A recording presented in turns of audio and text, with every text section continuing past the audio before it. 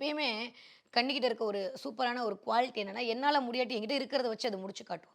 நான் முடிக்கலையா என் புள்ளைய நான் ஜெயிக்க வைப்பேன். நான் முடிக்கலையா என் புருஷன நான் ஒரு இடத்துக்கு கொண்டு வந்து நிப்பாட்டுவேன். நான் முடிக்கலையா என்னுடைய வியாபாரத்த நான் வந்து காட்டுவேன். வாட் எவர் இட் இஸ் சமுதாயத்தில எனக்கு நான் ஒரு ஒரு காம்படிஷன் குடுத்துக்கிட்டே இருப்பேன். நான் யாருன்றத ப்ரூவ் பண்ணிட்டே இருப்பேன்னு சொல்லக்கூடிய ஆட்கள் யாருன்னா கன்னிராசிக்காரங்க தான். அப்படிப்பட்ட கன்னிராசிக்காரர்களுக்கு இந்த 2026 வருடம் அதற்கான ஆப்பர்ச்சுனிட்டி எல்லாம் அல்டிமேட்டா கிடைக்கும். ஸோ ஆரம்பிக்கும்போதே 10ஆம் இடத்துல குரு வக்ரம். Yes or no? Yes super. ஏன்னா குரு வக்ரமானாலும் நான் 9ஆம் இடத்துல தான் வச்சு பார்ப்பேன். அப்போ ஓடிப்போனவனுக்கு 9ல குருன்னு சொல்லுவாங்க. அந்த அளவுக்கு தப்பித்தவறி எதுவுமே வழி தெரியாம போனவனுக்கே குரு அவ்வளோ அள்ளி குடுப்பானா, உங்களுக்கு குடுக்க மாட்டானா? நெறையா கன்னிராசிக்காரர்களுக்கு இந்த பிப்ரவரி மாசம் வரைக்கும் கொஞ்சம் அமைதியா இருங்க. முதல் டூ 2 மாசம் குருவோட பொசிஷன் நல்லா இல்ல. அது வக்ரமா இருக்கும்போது ரொம்ப ஒரு மாரி டைலமா வந்துட்டே இருக்கும்.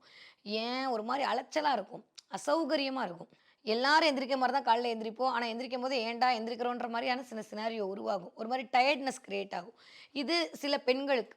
மேபி அந்த இடத்துல செவ்வாயுடைய பலத்தை பொறுத்து அவர்களுடைய அமைப்பு என்பது மாறுபடும். இருந்தாலும் சில பெண்களுக்கு இந்த மாரியான ஒரு ஆளுமை கிடைக்கும்.